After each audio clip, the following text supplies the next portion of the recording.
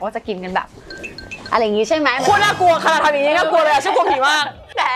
ความเป็นแบบมาลีอ่ะคือเนเจอร์ของมาลีเขาเป็นคนสวยเป็นผู้หญิงที่มีความลึกลับซ่อนเร้น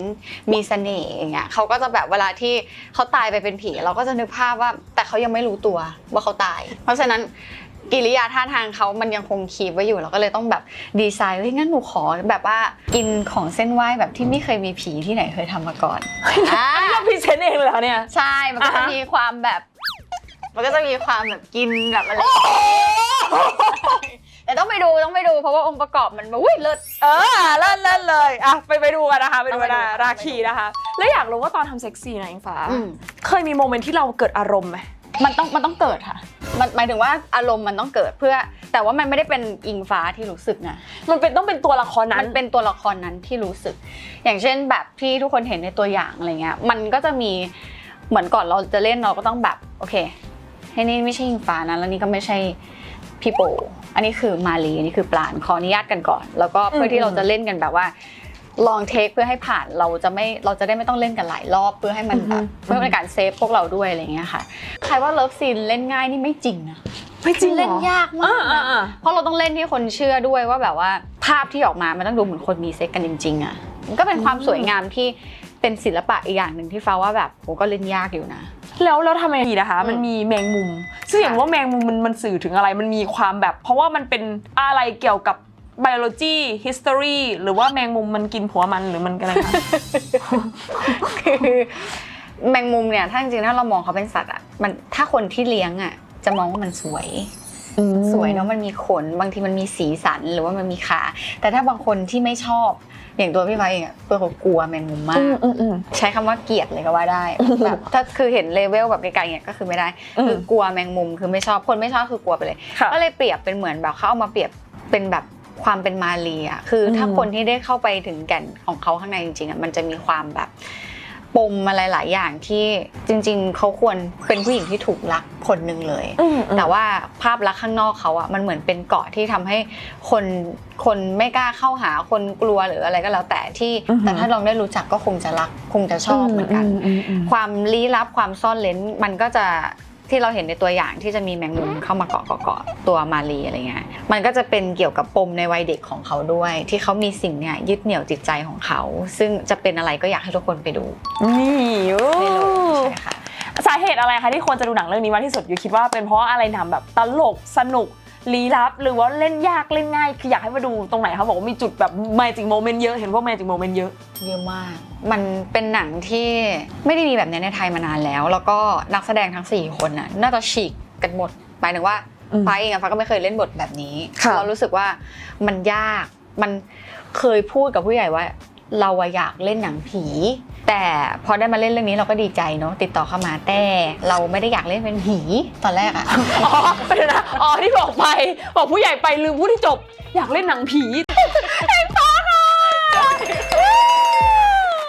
เลิกใครจะไปคิดทุกคนฉันทำได้แล้วไอ้กิติชา bring อิงฟ้ามาในรายการย้าวดีใจมากค่ะชอบการเปิดรายการมันแบบมันน้อยไม่ได้แล้วมันเล่นใหญ่เข้ามาเห็นว่ายูเนี่ยเคยโดนด่าว่าบ้าจนตายไม่เซ็นเซอร์เอาทุกเซ็นเดี๋ยวเขาไม่เซ็นเซอร์เองการว่าบ้าจนตายเนี่ยมันเป็นยังไงคะทำไมโดนด่าว่าบ้าจนตายอะคะในเรื่องอะไรอะเรื่องอะไรมาสิเป็นในทีเซอร์ของราคีค่ะราคีเนี่ยที่ใส่เสื้อมาราคีนะคะก็ในเรื่องก็คือเป็นผีซึ่งก็เราก็จะเห็นพี่เจตเป็นคนพูดไดอะล็อกนี้ว่าแบบว่าเขาปกติผีทั่วไปแล้วเขาจะแห่กันใช่ไหมแต่ในเรื่องนี้มันจะมีความกวนนิดนึงก็คือออกมาเขาจะแบบทำนี้เห็นแล้วเชลเลอร์โคตรฟังคือคนนะเนาะมันด้วยความโมโหมันไม่รู้จะด่าผียังไงเขาก็เลยด่าไดอะล็อกนี้มาว่ามึงสิบ้าจนตายอะไรอย่างงี้นี่ภาษาดูดเสียงเขาเซ็นเซอร์อย่างนี้เราไม่เคยเซ็นเซอร์เราคิดว่าเซ็นเซอร์เองได้ด้วยนะคะก็ดีค่ะก็ดีก็เป็นถึงเนื้อถึงใจแล้วตอนที่เขาพูดมาต่อให้มันเป็นในซีนเรารู้สึกอะไรไหมคะว่าแบบว่าคือเขามีอิมพอไว้ด้วยนะคือเรื่องเนี้ยอิมพอไว้กันเยอะมากสนุกมากค่ะเพราะฉะนั้นคือรีแอคเราหรืออะไรอย่างเงี้ยมันก็จะมีความแบบมาเบอร์นี้เลยเหรออะไรเงี้ยแต่ก็ชอบนะเพราะรู้สึกว่าแบบหนังของคนไทยมันขาดอารมณ์แบบนี้ไปนานแล้วสำหรับเป็นสคริปต์แต่วันนี้เราได้แบบ ใส่แบบอิมพอไว้ไปอยากรู้ว่าเป็นผีอ่ะมันห้ามหัวเราะปะแล้วเราทำยังไงให้เราไม่ขำบางโมเมนต์ที่แบบปิดหน้าไงอ๋อนี่คือเทคนิคดาร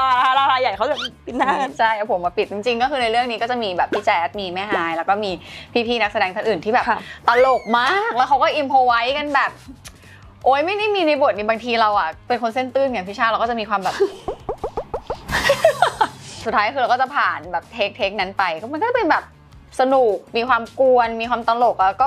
เมจิกโมเมนต์น่ะมันเยอะมากต้องไปดูอยากให้ทุกคนไปดูเพราะว่าจะดูแบบเรื่องก่อนของยูที่แบบเป็นหนังก็รู้สึกว่าโอ้โหสุดยอดมากครั้งนี้แบบมีความเซ็กซี่เข้าไปใส่เยอะมากอ่ะยากไหมคะในการทำแบบว่าซีนแบบเนี้ยยากค่ะเรียกได้ว่าพลิกบทบาทที่แบบจากผู้หญิงบ้านๆสู้ชีวิตมันก็จะกลับมาเป็นผีที่แบบตัวแม่ตัวแม่ใช่แล้วมันยังไม่มีผีแบบนี้ในประเทศไทยที่ทำแนวนี้ออกมาแม้กระทั่งท่าตายที่แบบว่าเราเห็นในตัวอย่างก็แมสแล้วเดี๋ยวมันมีท่าอย่างอื่นอีกต้องลองไปดูในเรื่องมันยากเหรอคะมันยากงั้นเราถามเลยว่าท่าไหนยากสุดคะมันจะมีท่าที่แบบกินของเส้นไหว้เฮ้ยท่านี้ยากสุดเลยเหรอคะเฮ้ยทำไมท่านี้มันยากสุดเหรอคะกินของเส้นไหว้เนี่ยที่สุดค่ะก็คือตอนแรกอะเราก็คิดกันว่าแบบปกติเราจะเห็นหนังผีเวลาที่คนเอาของมาเส้นไหว้ผู้หญิงคนหนึ่งที่เราแบบใครจะไปคิดก็อย่างที่บอกก็คือตอนช่วงที่เราเจอมรสุมชีวิตอะที่เราดูแบบ The Face อะเราก็ดูติช่าแล้วเราก็ได้เสียงหัวเราะเราก็มีความสุขแล้ววันหนึ่งจะได้มาร่วมงานกันใช่ไหมวันหนึ่งคือแบบติช่าไปอิงฟ้ามาหาเธอวันนี้เรามารายการติช่าอย่างเงี้ยมันก็แบบน่ารักดีthank you ขอบคุณค่ะขอบคุณที่มาบอกฉันอย่างนั้นทำให้ฉันดีใจเลยก็มีประโยชน์แล้วเย่งั้นฉันถามหน่อยว่าแล้วสมมติว่าสเปคผู้ชายก่อนไปที่ละแคตตากรีเลยผู้ชายยังไงที่เราถือว่า green flag ที่เราชอบที่เราว่ามาเข้ามาอย่างเงี้ยเราปิ๊งเร็วเราชอบแบบนี้ต้องมีความเป็นผู้นำมากกว่าพี่ฟ้าโอเคยากละหนึ่งต้อง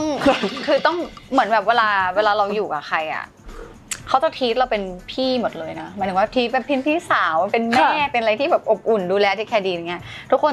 จะรักเราในลักษณะแบบนั้นไหมตัวเราเองอ่ะเราก็จะเจอแต่แบบน้องๆผู้ชายที่เป็นลักษณะแบบเราก็มองเขาเป็นลูกเป็นน้องเป็นเนี้ยหมดเลยแต่ยังไม่เจอใครที่เรารู้สึกว่าเราเจอแล้วแบบดูแบบเลเยอร์ความอบอุ่นความมันดูมากกว่าเราอะดูคุมเราได้ดูโปรเทคเราได้อะไรเงี้ยแต่มันก็มาจากความจริงเนาะเพราะเหมือนกับพอเป็นผู้หญิงเก่งนะใช่แอบคิดนะพอเป็นผู้หญิงเก่งอะมันก็จะมีมาตรฐานในความแบบเราจะมีความรู้ความเข้าใจบางอย่างที่แบบว่าคือพอเกิดเขามาแล้วเขาพยายามมาคุมเราแต่เรารู้ว่าเขาเหมือนกับมันไม่จริงอะมันก็จะรู้สึกว่าเราต้องเพอร์ฟอร์มให้เขาอะมันต้องมาแล้วจริงๆไหมกับทั้งความฉลาดทั้งความรู้ความอบอุ่นที่มีให้มอบให้เรารู้สึกว่าเราสามารถเป็น more feminine ได้ใช่เราก็ต้องรู้สึกว่าเหมือนแบบพอเราอยู่กับคนนี้เราไม่เหนื่อยแล้วมีความสบายใจดูอบอุ่นด้วยอะไรเงี้ยใช่แต่ว่ารูปร่างหน้าตาจริงๆก็ไม่ได้มีสเปคตายตัวค่ะเราต้องเป็นชายไทยอย่างเดียวไหมหรือว่าเป็นต่างชาติได้คะไม่ได้ติดนะจริงๆก็รู้สึกว่าอยู่ที่ตัวบุคคลมากกว่าค่ะไม่มีสเปคตายตัวแล้วถ้าเกิดเป็นผู้หญิงล่ะคะสเปคผู้หญิงเป็นยังไงคะถ้าสาวหล่ออ่ะเราชอบคนขี้อ้อนถ้าเป็นผู้ชายเราจะมองหาคนที่อันนี้อยู่เหนือกว่าเราใช่ไหมเพราะเราจะมองหาคนที่แบบอ้อนเราเพราะเราก็จะเป็นฟีลแบบว่าบางทีเราเหนื่อยงานมาเราอยากเจอคนที่แบบว่าเหนื่อยไหมเทคแคร์เราหรืออะไรเราอะไรเงี้ยก็จะเป็นอีกฟีลหนึ่งอยากรู้ว่าหนังเรื่องราคีให้ออกจากตัวละครได้ค่ะมันกับสมมติว่าเราแบบจู่เขาอยู่แล้วเขาบอกคัทมีแม้ไม่เหรอฉันต้องหยุดจากตัวละครฉันต้องกลับมาเป็นอิงฟ้าแล้วอย่างเงี้ยแล้วถ้าเกิดตัวอิงฟ้ามันไม่ออกอะถ้าเกิดมันเป็นมาลีอยู่กลับบ้านไปแล้วเป็นมาลีทำยังไงกับชีวิตเนี่ยคือมันก็จะมีเทคนิคค่ะหมายถึงว่าเวลาที่มันไม่ใช่ว่าคัดปุ๊บแล้วเราจะแบบฮึดแยกออกมาเลยคัดมันก็ต้องมีการเหมือนแบบอย่างบางทีก็จะมีการจับมือกันก่อนโอเคเหมือนเพื่อที่จะค่อยๆแบบปล่อยตัวละครแล้วเราก็โอเคกลับมาเป็นเรากลับมาเป็นพี่โปอะไรอย่างเงี้ยใช่มันก็จะไม่ใช่ว่าเราจะแบบว่าสมมติว่าเรากอดกันอยู่แล้วแบบคัดแล้วเราจะแบบโอ๊ยอย่างเงี้ยมันก็ไม่ได้มันก็ต้องแบบโอเคมันต้องค่อยๆแบบโอเคฉันกอดแล้วเก่งมากอะไรอย่างเงี้ยค่อยๆแบบ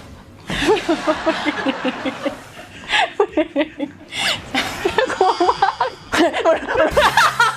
มันบอกไม่กล้าคิดว่าคนมันแบบว่าอารมณ์มันแบบว่าจากแบบมีการแบบพอจูบกับจูบจริงใช่ไหมคะแบบก็ใช่ก็พยายามมันคือมันเป็นภาพยนตร์แล้วจอมันใหญ่อะเราก็พยายามที่จะให้มันคนเชื่อมากที่สุดรู้สึกยังไงกันได้เป็นผัวแห่งชาติคะในสิ่งที่แบบแฟนคลับเขามีภาพ imagine ในหัวของเขาอะไรเงี้ยด้วยความที่อาจจะเราแบบว่ามาทางสายยูริด้วยแล้วก็ตัวไฟฟ้าเองก่อนจะมาประกวดนางงามเราก็มีครบหลายเขาเรียกว่าหลากหลายเพศอะถ้าให้พูดตรงก็คือเคยทั้งคบทั้งแบบที่เป็นสาวหล่อหรือว่าเขาเรียกว่าทอมหรือว่าแบบผู้หญิงก็เคยคบมาอะไรอย่างเงี้ยเพราะฉะนั้นคือตอนนี้ก็เป็นเหมือนคนเป็นแบบพอรับมีผู้หญิงมาอยู่ใกล้เราเขาจะรู้สึกว่าเรามีความกระหลัวอาจจะด้วยความที่เราเป็นคนจริงจังเหมือนมีความเป็นแบบภาวะความเป็นผู้นำอ่ะเขาก็จะรู้สึกว่าแบบเวลาอยู่ใกล้ใครมันจะดูแบบอบอุ่นอะไรประมาณนั้นอันนี้จริงนะอันนี้นะทุกครั้งเลยไปทำงานใช่ไหมว่าเฮ้ยทำไมเขาไนท์กับกูขนาดนี้วะ เดินผ่านใช่แบบที่ช่าอะไรเงี้ยแล้วแบบ thank you for being so nice แล้วมีครั้งหนึ่งฉันจำได้นะอยู่เดินแบบแล้วฉันอยู่ข้างล่างมั้งแล้วยูวิงให้อย่างเงี้ยปิ้งแล้วฉันแบบว่าคิดไปเองเปล่าวะไม่อย่างเงี้ยเหมือนกับทุกคนทำไมทุกคนจะไม่หลงได้ยังไงเหมือนเราจะมีความแบบเฮ้ยอย่างเงี้ยแบบเราเห็นเธอแล้วแบบ thank you for seeing that's so nice ใช่เป็นคนน่ารักไง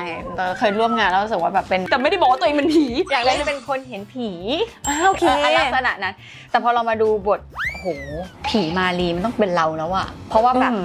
มันมีความยากที่ฟ้าหาความท้าทายตลอดในการทำงานแล้วเรารู้สึกงานง่ายเกินไปเราก็ไม่ชอบบทไหนโอ้โห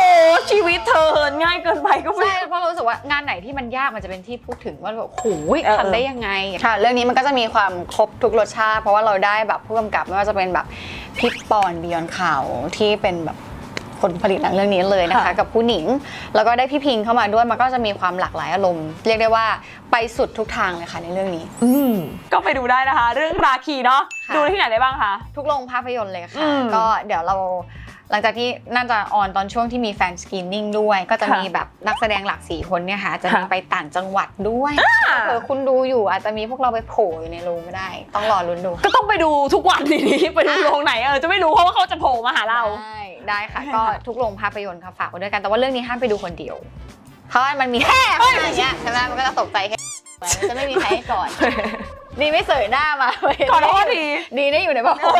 ใช่โอเคค่ะมีจังหวะแห่มาหรือว่าเวลาแบบมันจะต้องดราม่ามันจะได้มีคนอยู่ข้างๆไว้แชร์มันก็จะสนุกกันมากขึ้นโอเคค่ะพาไปดูทั้งครอบครัวเลยก็ดีนะคะทีนี้จะได้แบบไปกันเยอะๆเลยไปดูกับแฟนก็ดีนะไปกับแฟนก็ดีนะโอเคไปดูกับแฟนด้วยนะคะอย่าลืมดูนะคะราคีที่โรงภาพยนตร์เนาะโอเคฝากช่องทางการติดต่ออะไรอย่างเงี้ยค่ะอยากจะสนใจจะเป็นแฟนติดต่อทางไหนดีได้ค่ะตอนนี้ก็ขอฝากกิจกรรมต่างๆของภาพยนตร์เรื่องราคีด้วยผ่านทางช่องทาง Official ของ Beyond Cloud ส่วนภาพยนตร์ซีรีส์หรือละครเรื่องอื่นๆนะคะก็ฝากทุกคนติดตามช่องทางของพี่ฟ้ารวมถึงช่องทางของ MGI Beyond แล้วก็ช่องทางของ Foreman ด้วยก็จะมีซีรีส์ในเดือนน่าจะเมษาอีกเรื่องหนึ่งค่ะแล้วก็ถ้าจะเยอะก็งานโคตรเยอะไปตามเขาในช่องทางพี่ฟ้าแล้วกันค่ะขอบคุณมากเลยค่ะวันนี้นะคะใครที่ชอบเอพิโซดนี้ทุกคน please ขอร้องนะคะช่วยกดไลค์ subscribe แล้วก็แชร์เยอะๆด้วยนะคะแล้วก็คอมเมนต์ respectfully please นะคะเพราะว่า I know how to block baby I know how to block โอเคนะคะช่วยกดไลค์กดแชร์แล้วก็ฝากติดตามนะคะไปดูหนังแล้วก็ฝากติดตามเราทั้ง2คนด้วยนะคะ see you next time bye ค่ะ